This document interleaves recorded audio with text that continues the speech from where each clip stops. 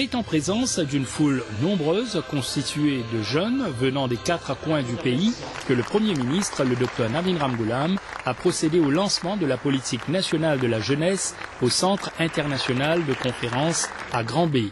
Une activité qui coïncide avec l'édition 2009 de la Journée internationale de la jeunesse. Le document lancé par le chef du gouvernement porte sur un programme étalé sur 5 ans de 2010 à 2014 qui couvre 9 secteurs stratégiques pour l'empowerment de la jeunesse mauricienne, y compris celle de Rodrigue, de l'éducation à l'environnement en passant par la santé, l'emploi, l'entrepreneuriat, l'informatique, les sports, la culture et la citoyenneté.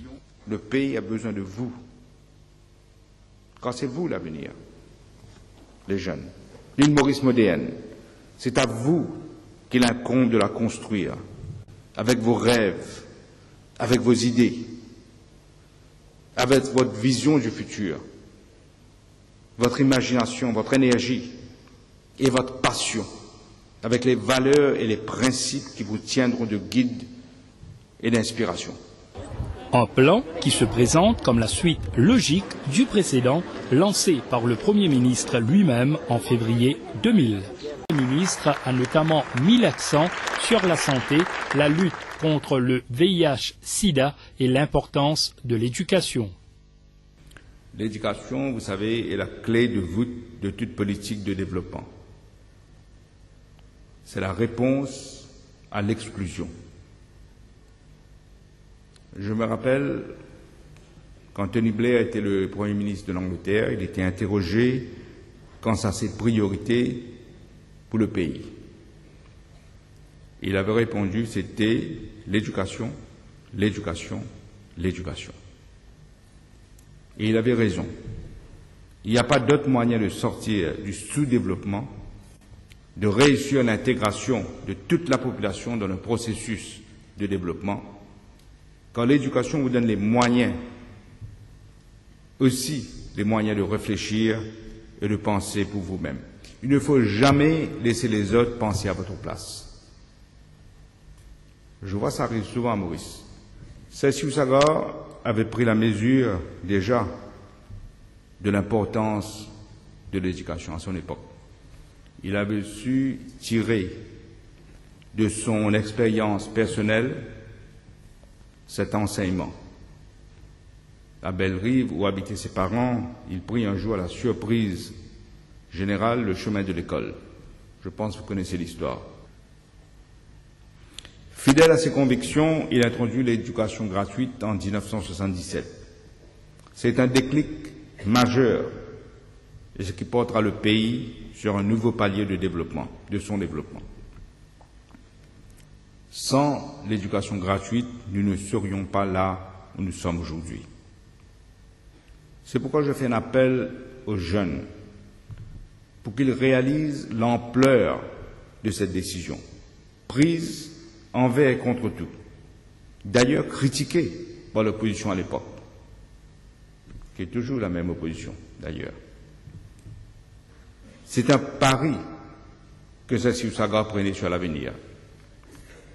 Je fais un appel aux jeunes pour qu'ils regardent ce qui se passe dans d'autres pays, souvent beaucoup plus riches que nous, avec plus de ressources. Dans la vie de toute personne, il arrive un moment où il confronterait des choix importants. Dans la vie d'une nation, c'est pareil. Il y a des décisions qui influent sur l'avenir de plusieurs générations, en bien ou en mal.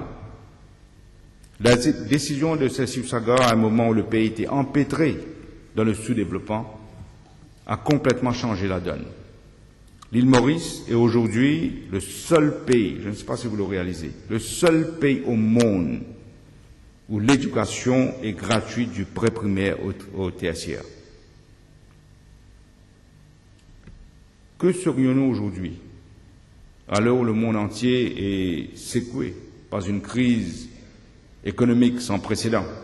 Le Parti travailliste a été encore plus loin dans son engagement auprès des plus faibles avec l'introduction du transport gratuit depuis 2005. 122 000 étudiants bénéficient du transport gratuit depuis 4 ans. 122 000. C'est une mesure qui nous coûte 800 millions de roupies chaque année. Il y a encore un choix. Il y a des personnes de l'opposition qui disent on n'aurait pas dû. On aurait pu prendre ces 800 millions, faire autre chose. Mais ce sont des choix qu'il faut faire en politique. Nous avons fait ce choix.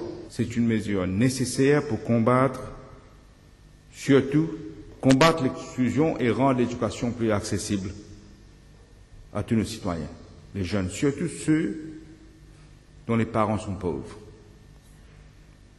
Autre décision majeure de mon gouvernement, la construction d'un 3e campus universitaire